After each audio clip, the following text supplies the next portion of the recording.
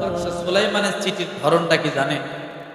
বাদশা সুলাইমান শেষে নাম লেখে নাই, ইন্নাহু মিন সুলাইমান ওয়া ইন্নাহু বিসমিল্লাহির রাহমানির রহিম। আল্লাহ তাআলু আলাইয়া ওয়াতুনি মুসলিমিন।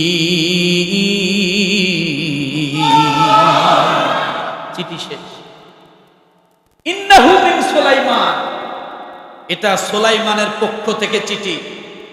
বিসমিল্লাহির রহমানির রহিম, আল্লাহর নামে শুরু করছি। দেখেন চিঠির ভাষাটা কি, এটা সুলাইমানের পক্ষ থেকে চিঠি।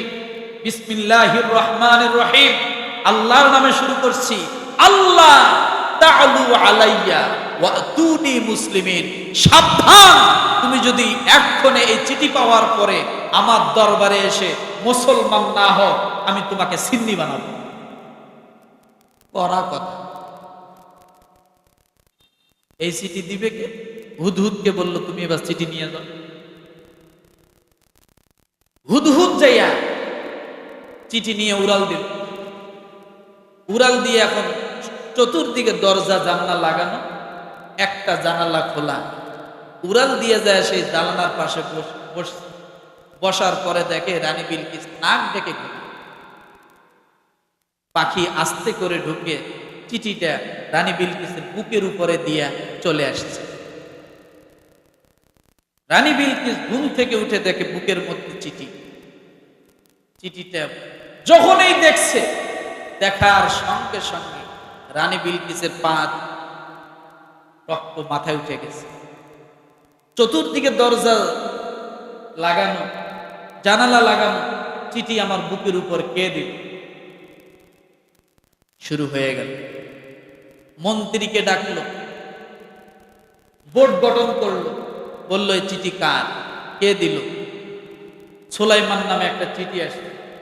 মন্ত্রী বলল যে আপনি শুধু হুকুম দেন, ওই সুলাইমানকে ধরে নিয়ে আসবো, গাছের সঙ্গে ঝুলাবো, পিটাবো, আস্তে আস্তে মারবো, একবারে শাস্তি দিব না, ছাল চামড়া উঠে দেব।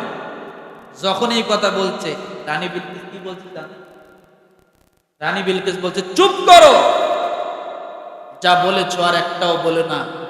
এটা সাধারণ লোকের চিঠি না, এটা সম্মানিত কোনো একজন লোকের চিঠি, এখানে বেয়াদবি করা যাবে না। তার মানে কি? জোরে বলে কানেকশন। চিঠি যখনই বুকের উপর দিয়েছে তখনই কানেকশন হয়ে গেছে। মন্ত্রীকে ধমক দিয়ে বলছে চুপ করো, অসম্মানপূর্বক কোনো কথা বলো না, এটা সম্মানিত কোনো লোকের চিঠি। এখন এই চিঠির জবাব দিতে হবে। জবাব চাইছে, এখন কাকে পাঠাবে? কিছু হাদিয়া স্বর্ণের ইট টিট দিয়া ওই মন্ত্রীকে পাঠাইছে যে এগুলা নিয়ে যাও আর বলিও যে সে আসবে আপনার দরবারে দেখা করার জন্য। স্বর্ণের ইট টিট নিয়ে যখন হাদিয়া অনেকগুলো নিয়ে যাচ্ছে, বাদশা সুলাইমান জানে কি জানে না? জানে। বাদশা সুলাইমান বলছে ওই রানী বিলকিসের মন্ত্রী যেদিক দিয়ে আসবে 30 মাইল রাস্তা স্বর্ণের ঢালাই করে দাও। সুবহানাল্লাহ বলে। কিসের ঢালাই? স্বর্ণের ঢালাই করে দাও। আর রাস্তার দুই সাইডে স্বর্ণ স্তূপ করে করে রাখো। স্বর্ণ স্তূপ করে করে রাখছে। দেশ গ্রামে কাঁচা রাস্তা যারা দেখেছেন, রাস্তার পাশে কিছু মাটি আবার জমা করে রাখা হয়, খাল খদর থাকলে সেখানে দেওয়া হয়। আর বাদশা সুলাইমান বলছে এই রাস্তার উপরে যে গরুগুলো বেশি চেনায়, পাতলা পায়খানা হয়েছে, এমন গরুগুলো পুরো রাস্তায় বেঁধে রাখো। সুবহানাল্লাহ। স্বর্ণের ঢালাই, ওই রাস্তার উপরে কি পাতলা পায়খানাওয়ালা গরু, আর দুই সাইডে কি স্বর্ণের স্তূপ করে করে রাখছে। ওই বাদশার মন্ত্রী, রানী বিলকিসের মন্ত্রী আজ যখন দেখছে, ওই জায়গায় এসে মাইল ফলকে দেখে এখান থেকে লেখা আছে 30 কিলোমিটার রাস্তা পুরোটাই স্বর্ণ দিয়ে ঢালাই করা। ডাইনে তাকায় দেখে স্বর্ণের স্তূপ, গরু ছাগল গুলো বান্ধা। এবার মন্ত্রী চিন্তা করতেছে, আমি যে কয়খানি ইট নিয়ে আইছি, এই ইট নিয়ে যদি এই রাস্তা দিয়ে বাদশার কাছে যাই, যদি বলে যে তাদের ইট আমি চোর করে নিয়ে গেছি, তাহলে উল্টা তো আমি মারি। কথা বোঝেন না? এই ইটের রাস্তা দেখে আর ইটের স্তূপ, স্বর্ণের স্তূপ দেখে ও করছে রাগ করে সবগুলো ফালাই দিয়ে গেছে। এগুলো আমি উপায় নিয়ে যাব, পুরো রাস্তায় স্বর্ণ দিয়ে বানানো। সুবহানাল্লাহ বলেন, সুবহানাল্লাহ বলেন। কিন্তু রানী বিলকিস একটা পরীক্ষা দিয়েছে, একটা পাথর দিয়েছিল।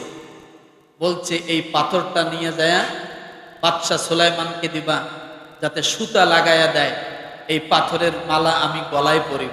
সুবহানাল্লাহ বলেন। ইট ফালাই দিছে, যাইবো কি যাইবো না চিন্তার মধ্যে হঠাৎ করে তো দেখে পাথর তো আছে, পাথরের মালা তো সুতে ঢুকাইতে হবে। কথা ঠিক। ভয় ভয় করে গেছে। যাওয়ার পরে যত সামনে যায় দেখে স্বর্ণ আর আরো গ্লাসের রাস্তা। ভয় ভয় করে গেছে, আমি এই লোকটাকেই তো গাছের সাথে ঝুলাইতে চাইছি, পিটাইতে চাইছি, ফাঁসি দিতে চাইছি। আমি তার সামনে কাঁপতে কাঁপতে বলতেছে, তুমি না সেই লোক বাদশা সুলাইমানকে ঝুলাইতে চাইছো? যখন এই কথা বলছে আর হতভম্ব হয়ে গেছে। আমি বলছি সাবা দেশে, হে জানে কেমনে, থতবত শুরু করছে। বাদশা সুলাইমানের সামনে যখন পাথরটা দিছে, দিয়ে বলছে যে এটা রানী বিলকিস সুতে ঢুকাই দিতে বলছে। বাদশা সুলাইমান ডাক দিয়ে বলছে, পিঁপড়া কোথায়, পিঁপড়ারা কোথায়? তখন পিঁপড়া আসছে, বলছে সুতেটা এই পাথরের ভিতর দিয়া ঢুকাইয়া দাও। পিঁপড়া মুখের মধ্যে নিয়ে যতগুলো ছিদ্র আছে সবগুলো দিয়ে দিয়ে পাথরের ভিতরে পুরা রশি ঢুকাই দিয়ে মালা বানাই দিয়ে দিছে। ওই মন্ত্রী কয়, কি রে, এই লোকের কথা পিঁপড়াও শোনে? তাহলে আমি এত কিছু করছি না জানি সবই তো জানি। এগুলা কার খেলা? আর সামনে আগাবো না। কথা হলো এইটা, সূর্যের পূজা করা যাবে? কথা বলেন। কিন্তু তারা সূর্যের পূজা করে এই সময়গুলোতে। এরপরে 7 নম্বর, পহেলা বৈশাখ। তারা মনে করে বৈশাখের সূর্য কল্যাণ অকল্যাণকর নিয়ে আসে। এটা কাদের বিশ্বাস? মুশরিকদের বিশ্বাস। কথাটা বোঝা যাবে?